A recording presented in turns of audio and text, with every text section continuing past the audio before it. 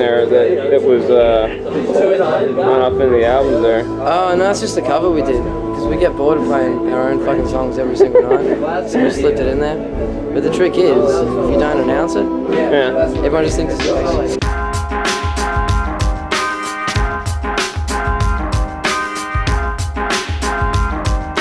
G'day. Welcome to the Underrated, Overrated Dumpster Fire podcast. The podcast where we take a look at a album of yesteryear and we decide whether we think it's underrated, overrated, or a dumpster fire. And it's also a YouTube experience, which you'll know if you're watching currently. If you're listening, get on the bloody YouTubes and have a look. I'm Sam Edmonds. I'm Paul. And today, with us to have a chat about the album we're talking about today is my brother Jacob Edmonds. Friend of the podcast, Jacob Edmonds. How you going? How you doing, Jake? I'm doing all right. Yeah, It's been a while. been a while. We talked Kimbra's I think Kimbra. Yeah, that was last year, but this is the first time with Paul here as well. With me, yes. Paul has listened to some of your past episodes. Well, we would have because we had a feud. We did have a bit of a feud. yeah. What was the feud about, please? For those just tuning in. Well, I think now Jacob's coming around to the idea that Telecasters are underrated and Stratocasters are overrated. Is that what's happened? Oh no, Strats are highly overrated. Strats are highly overrated. Right. I just think that Telecasters are also overrated. All Fender guitars, according to Jacob. Like, you definitely love like a jazz master. I mean, I underrate Jazz Masters. I think they sound really beautiful, but I've never. I think they're one of the ugliest guitars. out there. they're not nice looking, are They're they? not. They're kind of gross. Well, the album that we're talking about today has no Fender guitars on it whatsoever, I don't think. It's all Gibson all the time. Probably not. I would hope not. Yeah. It's we're talking about Jet's Get Born. And for those over a certain age, you'll remember who Jet is. And those under a certain age, they were one of the most popular Australian bands of all time. Sold In a 6-month period in 2004. They sold Crazy. 4 million copies of this album, Get Born. And then they had a couple other albums, but essentially disappeared off the face of the planet. They're back now and touring, apparently. But I should have figured that out before we started.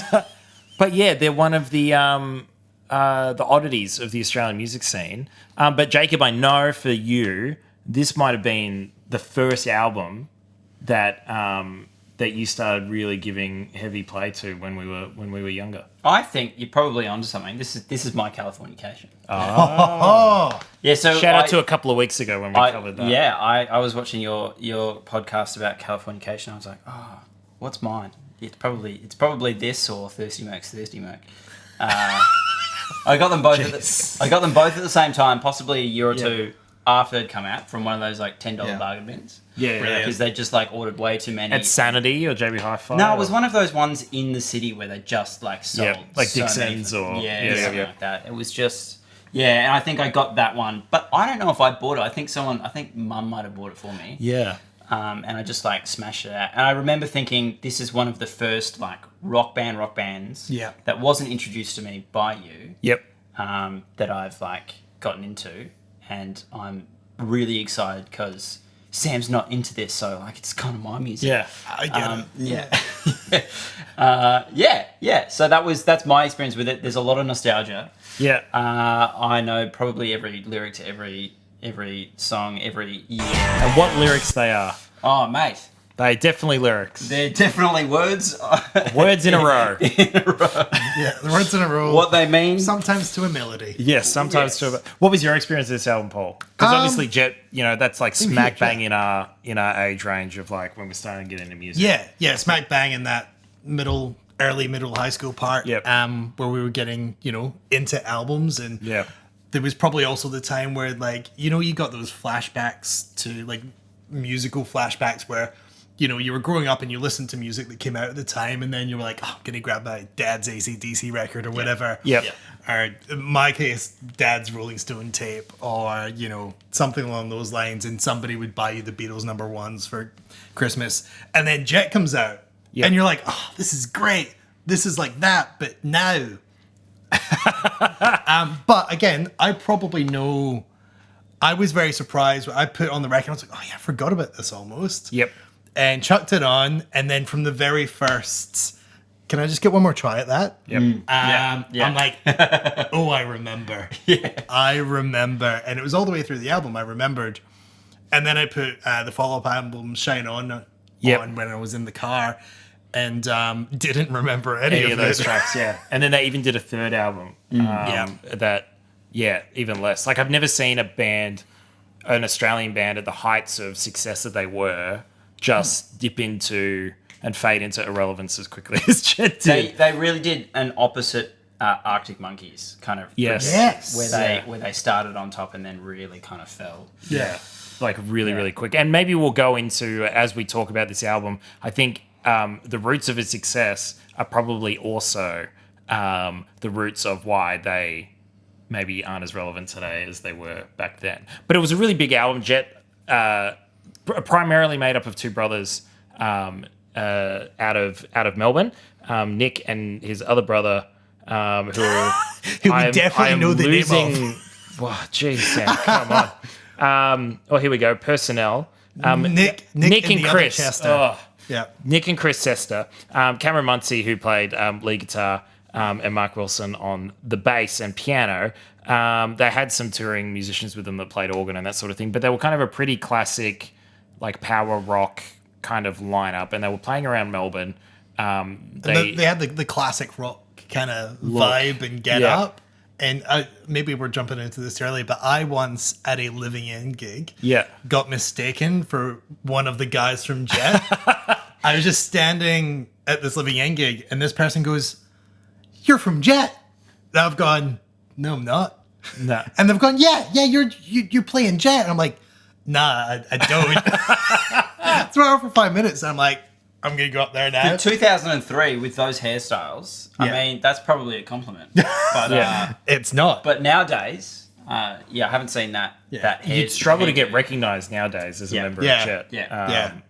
It's Nick Chester's probably had that same You look person like Paul. go, "Hey, you look like that guy I met at the Living In gig." You look like Paul from Underrated, Overrated, Dumpster Fire. So they recorded Get Born at Sunset Sound after they had a couple of years where they didn't get a lot of success that kind of led to some of the songs on this album. We'll talk about that in a minute. But then they were signed. They went over to Sunset Sound Studios in LA, which is quite a famous studio over there where Van Halen recorded a lot of their early albums. It was basically Prince's home studio where he did most of his stuff. So quite a famous studio. And they worked with Dave Sardi as the producer, and Did he do any Smash Mouth albums by any chance? I don't know, but he had done probably the one that kind of led them to decide him was he had done a Marilyn Manson album, Rest in Peace. Marilyn Manson. No, don't rest in peace. You're a fucking dickhead. And he'd done a Danny Warhol's album as well, which is kind of similar vibe of like retro rock reborn thing or Get Born thing that Jet were doing. He'd also done, apparently, he was Grammy nominated for LCD Sound System's Sound of Silver and Band of Horses' album Infinite Arms. He also did a bunch of stuff with Noel Gallagher's High Flying Birds. There we go. That makes perfect sense. So he kind of fills that spot, and the production on this album is really, really good. It's a great sounding album, isn't it, Jake? Yeah, I mean, apart from the noise floor being so high, yes, this is another prime example of the compression and the noise wars.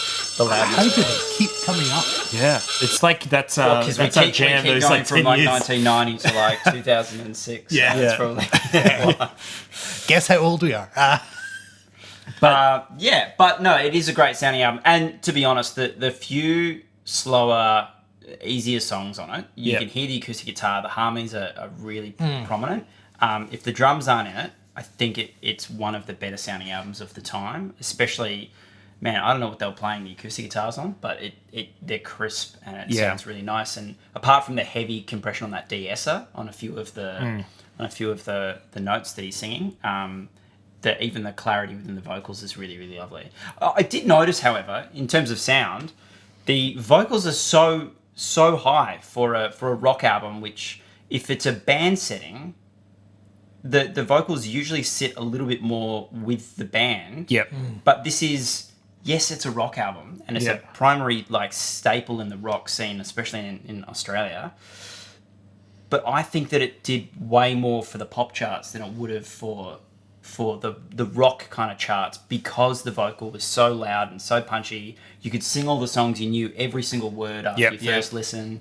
Like, it's so... And then I suppose with the later albums, they kind of probably... They acted more as though they were bands. They started, writing more riffs. You can really tell that the songs are probably better songs.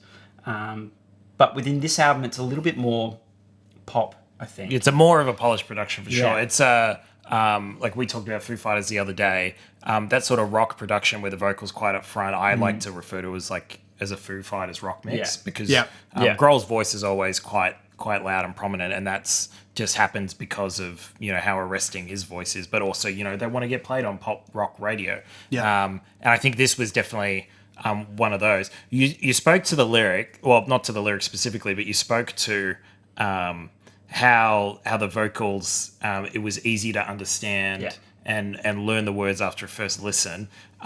These lyrics, Paul, they're definitely a thing, aren't they? They are. They're pretty predictable. Oh, I think predictable is the perfect word to describe probably each next track on the album, as well as the lyrics. Musically as well. If you don't know the lyrics, when you don't know the words to a song, but you think you know the words, and you sing along, and sometimes you say the right words and sometimes you say the wrong words. It'd be very easy on this album to just guess what the next line is. It's probably the same as the one before. It's probably a yeah or a ha. At the start or end of every chorus, there's a oh. I'm not sure if it's nostalgia or if it's the most predictable album of human history. Do you think it being predictable makes it more listenable though? Do you reckon that's one of the reasons it was so big? I think it's it's certainly. I mean, in the past week we've thrown it on. Countless times. It's a lot easier to listen to than maybe Californication is in terms of that kind of re-listenability. 100%. Because, yes, although the lyrics don't really mean much, you're also not put off by the fact that they're nonsense. Yes. Yeah, they're not gibberish. They're telling a narrative story. Typically, that narrative is, and this is where I want to segue in, is particularly misogynistic from track one to the last track nearly. Well, the last track's about Timothy, so maybe not the last track, but... Possibly. There's a lot of treating women as objects. He owns someone. Are you going to be my girl? Are you, you're a cold hard bitch. You're this, you're that. You're my latest attraction. I'm going to take and show you off like he's a motorbike or something or she's a motorbike rather.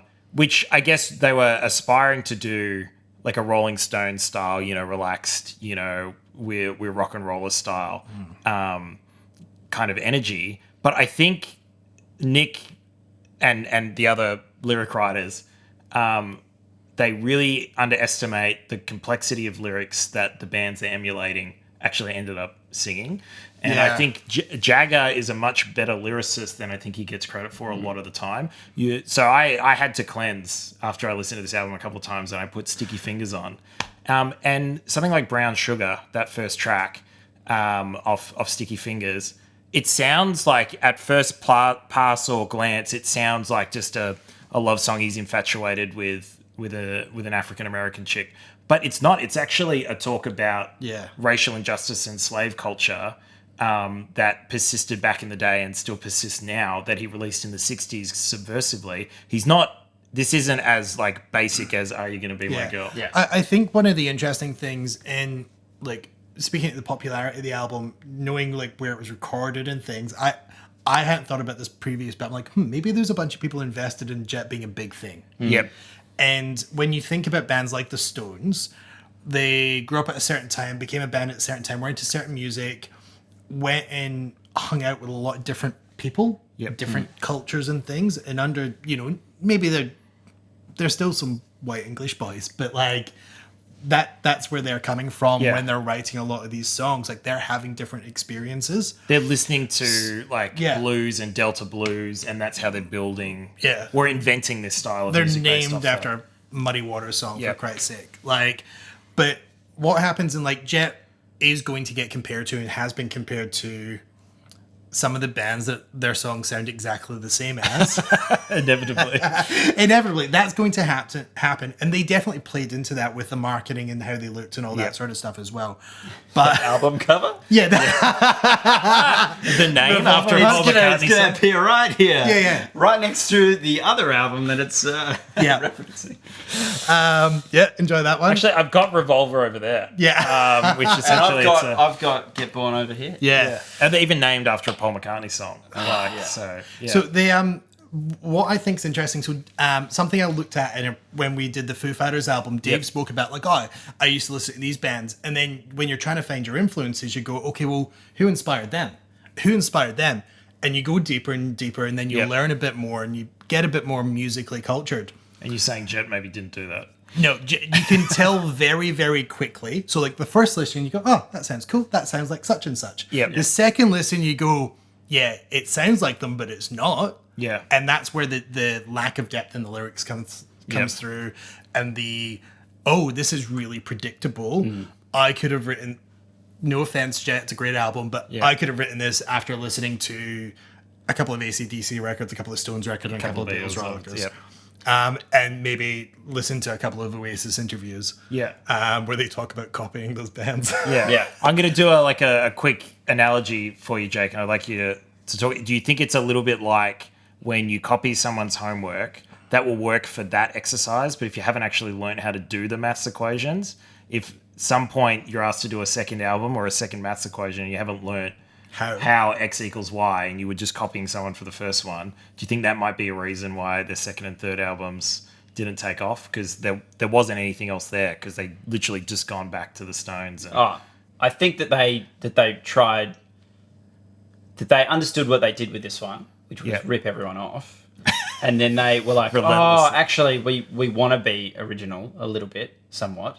So let's just treat Get Born like it never happened. Yeah. And let's start again. And we've already got, it's kind of like starting a new Instagram account with all of your followers. Yeah. And just disregarding everything you did. Yeah. And then all these people are left going, we don't actually like this. We don't want to listen to this. We just wanted to listen to the approximation of these other... Yeah. Because I feel... So if Greta Van Fleet tomorrow decided to release a completely original album... Yeah, like a Phoebe Bridgers style album, you'd be like, what is this? I just wanted Zeppelin. We just wanted Zeppelin. Yeah. So I feel like on this album, you can pinpoint every single song to its reference track very easily. Let's do that.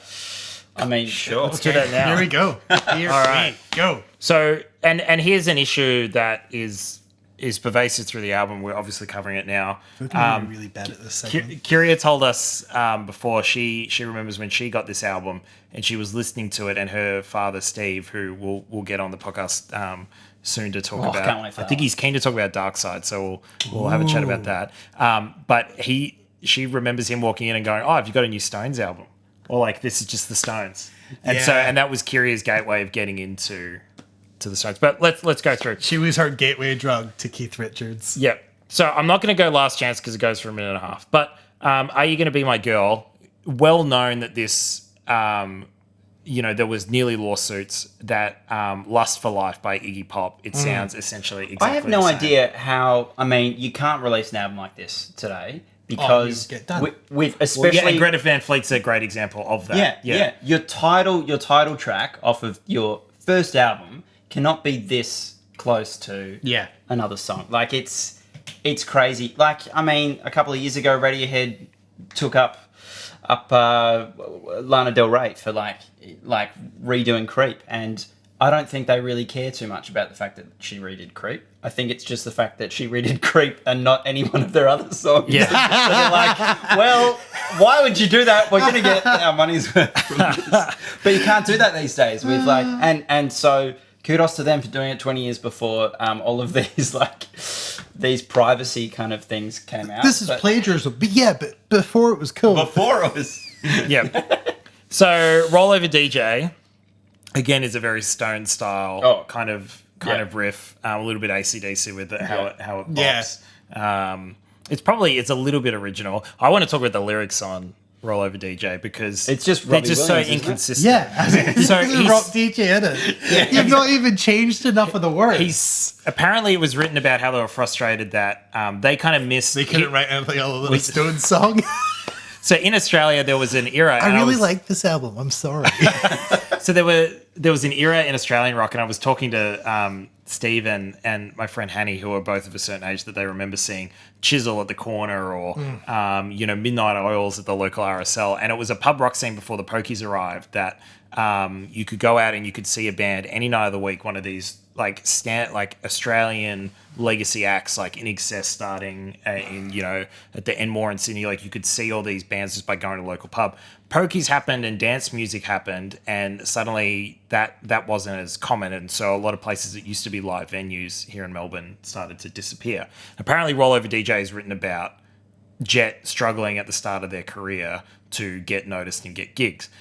The problem with it, and there's a couple of other songs on this album as well, like Radio Song, like you're not going to play this song on the radio. There is a level of entitlement that they have. They formed in 2001, struggled to get gigs, then signed to a major label deal and sold 4 million records in 2003. That's not a long wait time for a band. And some bands will work for 10 years before they get that sort of thing, but they spend a lot of this album complaining. And the first time I heard, the Radio Song was on the radio. Yeah, no joke. It was one of the ones that get more of the plays like that. And Are You Gonna Be My Girl? I was gonna say before when I was saying like these other bands like the Stones got a bit more musically cultured and just traveled and met different people and different musical influences, and Jet are still just 4 white boys from Melbourne. Singing about Flinders Street Station. Yeah. So Rollover DJ, he spends most of the song complaining about the DJ not playing his music. And then the chorus is, I don't mind. If, you don't play it, I don't mind. But I'm like, no, I think you do, because you've spent the 2 verses either side of the chorus complaining about this person, calling them a pill-popping jukebox, like being quite rude, to be honest, to somebody who's just trying to make a living. And then you're saying you don't mind if they don't play your song? Or it's like writing a breakup song, been like, I hope you get on really well. All the best for your future. Really genuine, but it's a breakup song that everyone's waiting for this big diss track. And and those sorts of like inconsistencies when you have predictable lyric writing is a little bit frustrating. So Look What You've Done just sounds like something straight out of the Beatles playbook, doesn't it? It sounds like Imagine. It sounds like Let It Be, like the big piano intro. Here's a bonus episode. Imagine, overrated. I mean, especially done by Gal Gadot. I mean, it's fine. Sure. No, that yes, until Chris covered it.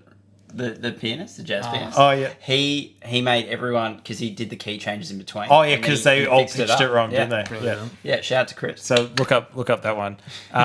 Chris Moll. Chris. Something starting with a C, I think. Okay. Right. Search Chris Imagine. He's the guy that does all the TikToks with everyone going coronavirus, and then he'll write it underneath.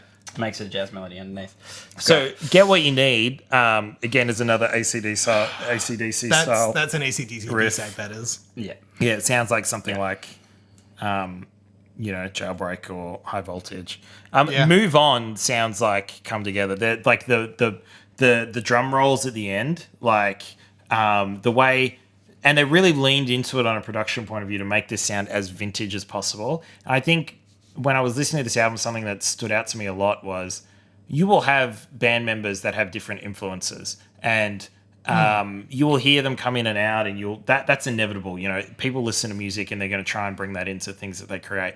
You just don't often get 4 people that listen to exactly the same 3 bands and then bring all of that to the table and then tell their producer to make them sound as much that as possible. And so it's really difficult to see the songs outside of the context of the fact that they sound so much like other bands' songs. I think that's my biggest frustration with the album, is that individually, like if you'd never heard AC/DC or the Beatles or the Stones and you listen to this album, you'd probably go, oh yeah, that's quite good. But because it's so obviously a tribute album, you kind of go, oh well, no, come on. What have you done there? There's even a point in Come Around Again where it's a Space Oddity ripoff, essentially, the whole song. And then to the point even where they have and it must have been a production decision, where they have the guitar come in and do the big like it's straight out of Space Oddity. And I was like, clipping that. This isn't even like it's making me. This isn't even like they're not pretending at any point on this album. They're like there's influences on your sleeve, and then you got like a face tattoo. Like that's where we're at with this one, Jake. Yeah. No, I mean I can't add to that. Do you want to imitate any of the guitar parts from the album? Yeah. There's that one tremolo moment, which is that was just, the one. Yeah. Yeah. Well, there's. I thought that was quite creep, because maybe it's in what's the later piano one? Yeah, Come Around Again, I think. Lazy? Timothy Lazy Gun? Is Lazy Gun one of the big ones? No. I can't remember what Lazy Gun sounds like. Lazy Gun's probably the only one that's remotely original on the album. It could be Look What You've Done, but there's a moment where it does go into creep motion because it just goes from a slow song to a big hard song. Yeah. But unlike Creep, where the band members hate that song so much they're going to throw in this to like ruin it so that you really like hate it with them, and celebrate how bad it is. Yeah, they're like, no, we love it, so we're just going to add it in there because it's real like hip and cool to just add some tremolo. And it's just like no. Yeah. It's kind of part Creep, part Space Oddity in it, and you really, it's a bit much. And I think what we've learned there is that this album sounds like so many songs. Yeah. Other than Jet. Yeah. And I think because they're so normally we would give you credit if you're like, oh, you know, you've borrowed a little bit, or you know that's a cool thing, and you can kind of hear the influence of that. Yeah. Like, but I think because this album like skirts the line so close and crosses it into borderline plagiarism, you don't give it that benefit of the doubt. Yeah. I think that's a real, like, where's the line? Because everything's influenced by something else. Nobody's entirely original. No. There's a Keith Richards quote I love. Album we listened to last week. There's a Keith Richards quote I love, speaking of the Stones, where somebody asked him, you know, well, what's the best song you've ever written? And he goes, there was only one song ever written. It was and Adam and Eve wrote it, and everything's just been variations on the theme. And I was like, well, that sounds like he's fine with Jet copying him then. Yeah. Couldn't care less. He probably doesn't give a shit who Jet are. So, yeah, there's a lot of tracks that sound like other tracks. And, like, if you really enjoy this album, I would recommend that you go and listen to Sticky Fingers, Revolver.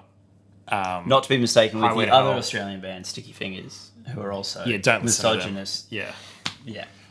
And, listen to Ziggy Stardust. The Spiders from Mars. Like, there are better albums of people that invented this style of music that aren't. I mean, even Revolver. Yeah. I think maybe that's the thing we want to see. Like, if you're going to join in with a certain style, even if nobody's done anything in that style in 20 years, we want to see you improve on it. And they've not. Like, they've not written the latest AC/DC record. They've written the record that's the same as the second one out or something like that. Like, it wasn't even, like, the bands are copying. It wasn't even their best stuff. No. And it's a tough list. There's another Australian band who I think are an equivalency, who I was really into a couple of years before you got this, and it's around the same time, which was Wolfmother. And their first album was, again, huge, won the J Award, but incredibly derivative of Sabbath, Zeppelin, things that other people had done. And similarly fell off a cliff in terms of popularity. I remember buying you the second album, but it was probably pretty forgettable in the end. Yeah, and I'm so glad you brought that up so I didn't have to, because I know how much you used to love Wolfmother. Just an irrational amount. Yeah, and again, that was because at that point, you know, we were listening to a lot of Zeppelin and Sabbath and stuff. And then this new band comes out that we can go and see live, and they sound sort of like those bands we were listening to. So fuck it, why not? Let's jump on. But then I think when we're doing this podcast, the idea is like we're looking at really big successful albums usually, or maybe, you know, albums everybody knows but it's not given the time of day. Yep. The reason this isn't a classic album is because.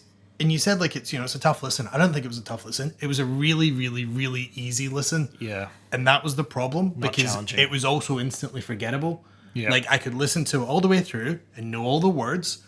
And then if it went on again, cool. But I'm not going to force the issue. Like, cool, I'm done. Next thing. Yep. Like, I'd forgotten it until I put it back on. Yep. I'm not. Yeah. As much as we're smashing it, I'm going to say that this has the equivalent to the prequel trilogy effect on me, because I was at such an age where it was the Star Wars prequels. Yeah. It was so derogatory of all these old school things. But I didn't grow up in that era, so this was kind of my introduction to the Beatles and to Sabbath and to Pink Floyd and all that. So this being my introduction to all that, I have a huge level of nostalgia when I listen to this, where I go, yes, it is derogatory of these kinds of bands, but oh man, it's fun. It's really fun. Yeah. I could listen to this again in another 30 years and be like, okay with the fact that I listened to this, it's fine. I know it's really not that great. Yeah. I will hold that in the grave, but I also know that Attack of the Clones isn't that great. Yeah. But I'm going to watch it forever because it's great. It's a McDonald's cheeseburger, isn't it? Yeah. It's terrible for you. It's not going to give you any nutrients. No. It's just full of sugar. And it's an approximation of a better thing, like a real burger. Yeah. But essentially, sometimes, it does. Yeah. I mean, that being said, the prequels, I actually think that some of the political ideas are very beyond the kids, and then kind of the kids that got into them can grow up and kind of find new nuances to all of those movies. That, I mean, the political landscape of the Star Wars universe is so dense and well, it was dense. I think that until the last three. Yeah. I actually think the prequels are fantastic, and I think the more kids know about taxation systems, the better. Long term. I mean, I think even Jar Jar's not that bad. He's just goofy. I'm gonna stand by it. I know that we're. How do you feel about purple lightsabers? Man, I love it. Yeah, and I'm glad they gave it to a black guy as well, because like a white guy holding a purple lightsaber is kind of it's appropriation now, isn't it? Yeah. Anyway, let's get back to Get Born. I was just trying to see if there was any way we could piss off more people with.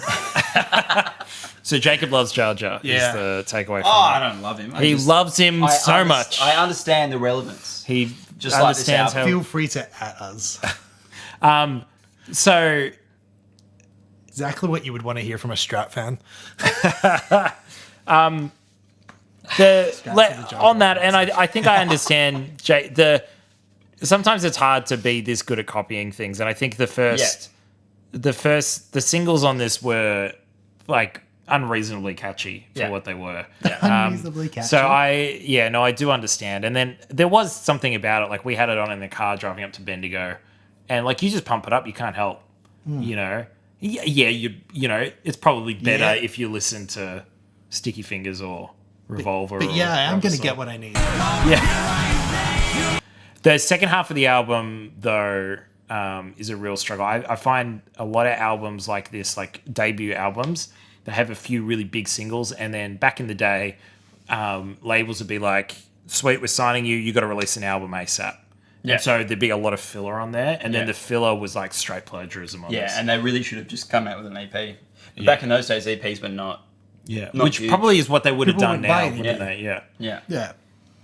Well, they would release, Are You Gonna Be My Girl? And then 6 months later, Roll Over DJ, and then 6 months later, Look What You've Done. Look What You've Done, and then by that time, they've written an album's worth of songs, so they can release it. That's what happens now. But again, we keep coming back to how people interact with music now, and how much the interaction with music and the technology available is, influenced what's been put out. Yeah. Do we want to talk about how it was received at the time? Let's do it. Because I didn't tell you any reviews. Other than that there's... I'm going to predict Rolling Stone gave it like a really great review, because this is just like... It's a Rolling Stone. Should we flip a coin as to what NME says? Ooh, NME. They're not giving it a 6 or 7. They're either giving it like a 9 or a 3. Isn't NME the 4-star one? I don't think they reviewed it. It's trash. They probably had, because they don't. Did they have an Australian, or did they have an Australian branch? I don't know. So they weren't in Australia, so they didn't care. Yeah. It's funny because this was like one of those huge Aussie bands that smashed overseas. Yeah. They weren't cool. Yeah. So you guys want to know? Yeah, let's do it. All Music gave it 4 out of 5. All music. All music. Alternative Press gave it 5 out of 5. Blender gave it 3.5 out of 5. Robert Christgau gave it 2 out of 4. Entertainment Weekly gave it a B+. Pitchfork gave it 3.7 out of 10, and I've got a funny Pitchfork story afterwards about their review for the next album. Q gave it 4 out of 5. Rolling Stone gave it 3 out of 5. Spin gave it B-. Uncut gave it 2 out of 5. So pretty kind of the breadth of reviews there, but generally pretty good. It's got an average score of 70 on Metacritic. Yeah. That's average. Yeah. So 7 out of 10. Look, it's a timeless record. As because it was released in the 2000s and it sounds like the 70s. Yeah. I mean, but with the 2000s production value, in that like it's much louder and it's much more in your face. And it obviously condenses. Yeah, and that's what Q Magazine said here, that the album's raw immediacy belies its dated influences. Yeah. So it does it in a way and I think it's a credit to the production, because you listen to some of the live stuff, especially when they were that young a band, and the energy's not there, but the production is at a point on this album where it really is raw and immediate. Yeah. I was really disappointed watching a few of their live gigs on that tour and like promoting the album and stuff. I was really disappointed with their performances and the energy. There's a live at the Forum album as well, if you guys really want to go into the weeds of this, where they played the album essentially front to back. They reorganized the songs a little bit, but yeah, they're really not very tight, and they're quite they messy. sound like they wrote it in the studio, or at least the engineers had a big heavy say in how they did it. I feel the songs have the maturity of a 16-year-old in the SG guitars and the heavy distortion and they're really tight, but it also, like, it really does sound like a high school rock band that are slightly above average in terms of writing, but not quite a band that have been touring or kind of, perfecting their craft after 4 or 5 years in the independent scene. Because you can go anywhere in Melbourne, one of those kind of like classic heavy kind of rock band places. I know that I've seen, some really incredible independent rock Melbourne outfits. Bands and outfits here, and they've been struggling for the last kind of 5, 6, 7 years, but wow, like tight musicality wise, incredible, and they understand what reverb is and how to use it. These guys, it's so dry, it's so much like someone was like, right out of high school, you guys are good, can you guys just come into our studio and we'll just record you? And then they recorded it, and it's exactly how they wrote it. It's just that. But then they've added like extra layers, and so they can't replicate that live because they haven't toured enough to understand how to replicate that live. 100%. And unlike a band where, and we talk about them all the time on this podcast because they're probably the greatest Australian band at the moment, but Tame Impala, obviously another retro vintage style band. Or solo outfit. Solo artist. But the actual band portion of it had played around Perth for years and years and years before Inner Speaker. Obviously retro facing, but not plagiaristic in the same way. Like, I think on this album you would go, this is the Beatles song it sounds like, this is the Stones song it sounds like.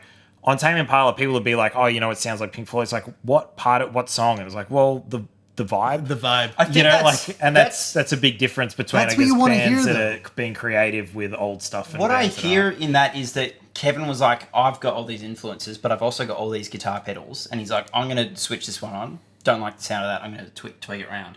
With Jet, it sounds like they're like, oh, yeah, I've just got this one pedal that I picked up from Jet's music. And he just uses the same pedal and the same, like, there's only maybe one moment. Straight through a Marshall amp. JCM 800 There's one moment, and even the mix is a bit weird in it, where it goes from like a left or a full speaker to like a right speaker with just that one guitar. And you're like, wait, where did that come from? It's slightly different. What was the reason for that? But there's no experimentation with the sound. It's all about the chords. It's all about like power and getting in your face, and there's no actual delicacy when it comes to the richness of like experimentation. And like creating, like, I think even if you're the most straight down the line band, you're still, as a musician, you want to see what you can do with stuff. Like, you're still being creative. I don't think this album was... Songs are enjoyable. It sounds fine. It's not creative, though. No. It sounds like... I think who was saying about, like, it's your first high school band, and then they get signed straight away. Yeah. Your first high school band sounds exactly like whatever you're listening to at that point in time. Yeah. But then you play with a band, you develop it a bit more, you play those songs, you might have a couple of covers in your set. Hey, Mia, if you're listening to us on the podcast, suck it. YouTube viewers are getting a cat. Yeah. Clip that too. Yeah. No, but you sound exactly like your influences really early on. And until Yeah. you've played a lot together and, developed and played live a lot, you're not going to move away from that. You're not going to realize the different ways you can experiment. Yeah. Like, it's a very basic sound. Yeah. Which is fine. It does a purpose. It's fine. To be honest, it sounds just like a great retro cover band. Like Yes. a really incredible retro cover band. And that's exactly what Pitchfork said in their 3.7 out of 10 review. Yeah. Wrote the Jet sounds like everybody's favorite old rock bands, but they have insipid lyrics, including interjections such as "Come on" and "Oh yeah," sung every 5 seconds, which is pretty spot on. Yeah. So for the next album, Shine On, they refused to review it and literally just posted a picture of a monkey urinating in their own mouth. Gave it 0 out of 10. Didn't write a single word. I thought their next album was probably better. Yeah. Like more original at least. Yeah, But yeah, yeah, certainly. Pitchfork just decided to give him the old monkey urinating in its own mouth trick. To be fair, by that I'll see if I can find the review and I'll put it up on the screen. Because we could just put the entire review on the screen and you can read it all. Spoiler it, it's a monkey urinating in its mouth. By that point as well, Jet had played a stadium gig in Australia. Oh, yes, and tell us about had this. claimed to be in between songs. Nick has proclaimed, "We're one of the greatest, right up there with Lennon and the Stones." He said that on record after one album. Yeah, I think you have to recognize the shoulders of giants that you have built your career on. And yeah, I think it's a bit rude to put yourself in the same stratosphere as them. He when was you're, very like, close to being copying. correct there. Like, if you change the sentence to, "We sounded exactly like the greatest, Yes. Lennon and the Stones." I wonder if they've That's come some around. Gallagher brothers shit. I wonder if they've like really looked back on their time and gone, Oh, they'd regret that weird, for sure. because they've purged. This Yeah. whole album is like really quite hard to find. You can't find it on Tidal. You can't. amazing. And it's like, yeah, It sold 4 million copies. Some bad bootlegs in a playlist on YouTube. You've got the original CD, I've don't got you, Jay? Yeah, I'll Yeah, pull dude. it out. Yeah. While we Not think like about forward reviews. So Jacob's going to grab the CD out and show us. Which is going to give me plenty of time to come up with the segment So I forget about. for those just joining and haven't listened to us before, we give our forward review, which is we got to sum up the album in 4 words. But before we do that, we're going to have a look at this. So, nostalgia hit. This was one of my first. I had one before this. Yeah. Of just a bunch of CDs that I think I'd gotten from various places. I lost that one. Yeah. But this was my second one, and I think there weren't many in that one. So it's got all my This classic. is before like iPods. This is Before where you would iPods, keep you all get your- one of these, and you get like your 30 CDs, and you take it everywhere. Yeah. So you get all your So Freshes with, all your random things. Brilliant. There's a lot of So Fresh in Hits here. of 2005, 2006, Can you shut to both cameras, Jay? Oh yeah, true. There we go. If this one's still recording. Yeah, we'll see. But yeah, I've got Shine On next to Jet to Get Born, and so when I was listening to this, I had to like pull this out of the. I'm about to move countries. I'm about to move house. Yeah. And so I thought I'd gotten rid of this because it's in a box somewhere, and then I looked at the actual cover in a box. Don't know why I've still got the cover and not there, but it's in here. Yeah. And I realised that. Yeah, I put it in this, which I still have, which I don't know why I'm not throwing out, but Because it'll be in the archives. And we've just got some of the worst hairdos That you you've did ever say. seen. I don't know about that. Anyway, I mean, It's fine. we might need to cut that. That's fine. Anyway, yes. So nostalgia hit wise, crazy. I don't know where we were going. Oh yeah, forward reviews. Forward reviews. Full reviews. I've got mine ready if you guys want. I have a few. I'm gonna decide which one after this conversation, which one I like the most. Cool. All right. Sam, you going to take us away? Yeah, with so your forward the review? album's called Get Born. My review is already born and raised. Like, That's good. there's nothing that exists in That's this album that we haven't already seen, and it hasn't already been done better. So yeah, I think it's a misnomer to say "get born," already born and raised. Yeah, and that's good. It's clever. I like it. I've just gone straight down Route 1 and said it's a great Australian tribute album. I have a few here. Multiple forward reviews. I'm not settled on a couple like Gibson SG for life. Or Nostalgia leaving a sour taste. Sour taste being one word. Or if Beatles met AC/DC. But I think I might go with If It Ain't Broke. Yeah. If it ain't broke, Yeah. don't fix it. Yeah. Well, yeah. I mean, that's probably what was going through their head. Yeah, If It Ain't Broke. broke. I mean, it got broke after this one. We Get surely broke. needed the duct tape afterwards. Yeah. Which they tried adjusting, but obviously with Shine on it, probably didn't shine. They should have just done their own version of Rickrolling everyone, but like, just got this brand new album out, and then just had like Back in Black inside the cover. Yeah.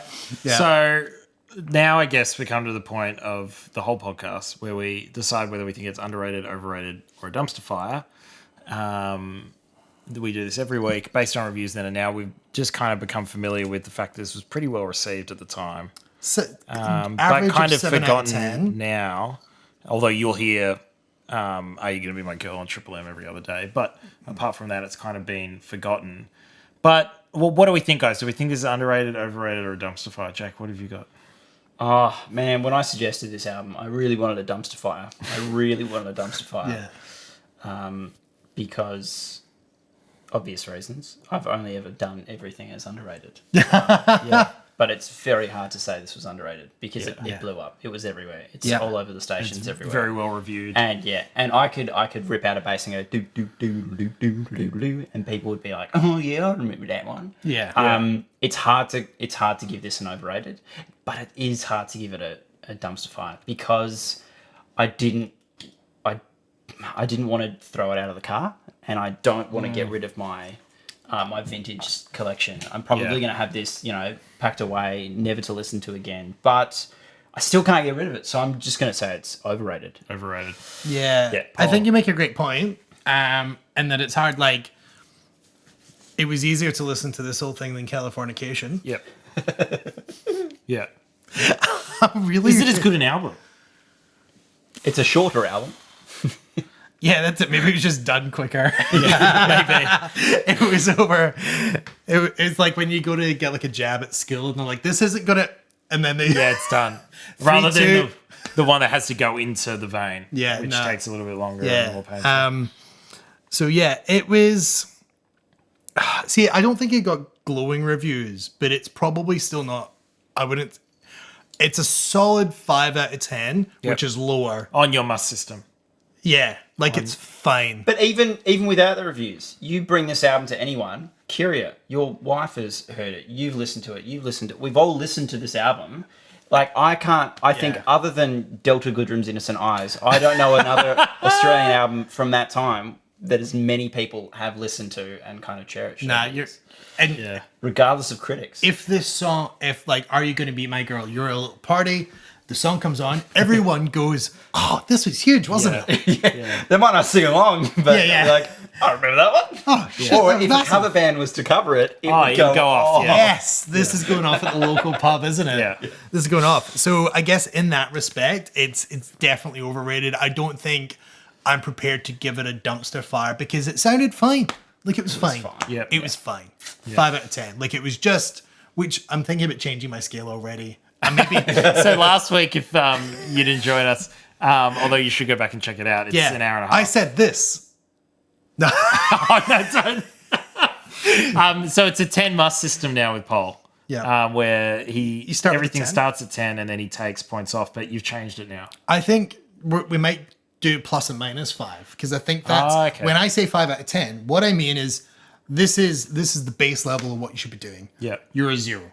So that's I a suppose baseline that's zero. great because it gives it reason to listen or reasons not to listen, and Yeah. so it's like it mediums out. You Yeah. could go back and listen to this if you wanted to. Yeah, and but get I that don't nostalgia hit, particularly but care if you need don't. to. Yeah, Yeah. So You it's could listen to this podcast and get everything. yeah, All the nutrients you get. all the shit you need from Under Over Dumpster Fire. So it's not a dumpster fire because it's not a negative. Yeah. It's a zero, so therefore it's overrated. Overrated. Yeah. So I'm in the same boat as Jacob. I listened to this and kept my ears very open to see if this was a dumpster fire. There's some stuff on this that's extremely problematic. Like lyrically, it's straight plagiarism in spots. It just is. And that's really hard to justify in this day and age. That being said, the singles are really, really good and they're catchy. And yeah, I didn't have a bad time listening to it. And I think the white hot rage that is our rating system, because we don't like giving things dumpster fire, but you have to be pretty certain. We haven't done it many times and they've been really bad albums. And this isn't a really bad album, but fuck, it's close. It's so close. Like it skirts the edge. Like if they had like throw it in the bin, but you're not gonna set it on fire first. yeah, like I think the ultimate example of this for me is Cold Hard Bitch on this album. Yeah. That song is fucking fantastic. Like music and like it just the way that it rolls, it's got a drive to it, that sort of thing. But the lyrics are terrible. The songwriting is derivative, but there's something about it that's just still so enjoyable. It's annoying that he knows the right rhyme, and he'll just be like, "Oh yeah, it's a bit derogatory, but it rhymes really well. It's catchy, so I'll just keep it." And that's the annoying thing about this is that you are singing along to really problematic lyrics, because it is so easy to sing along with. And they've done such a good job of making you not think about what's going on. Yeah. Like you do not think. You listen to this album start to finish, not a single thought will go through your head. Yeah. And it also Other than bum bum bum. it also shine on a light on the fact that the lyrics are derivative too, which kind of also is a real indictment on the level of like rock lyrics at the time. It was just like until recently, like most lyrics have been incredibly misogynistic and labeled in bad ways and contributed to an overall culture of. And we're recording this on International Women's Day, so we're very, as three white men on a couch with and the cat, as Female cat. yeah, female cat. So we're good, yeah. Representation. Jacob's shaking his head for the podcast, but Not even close.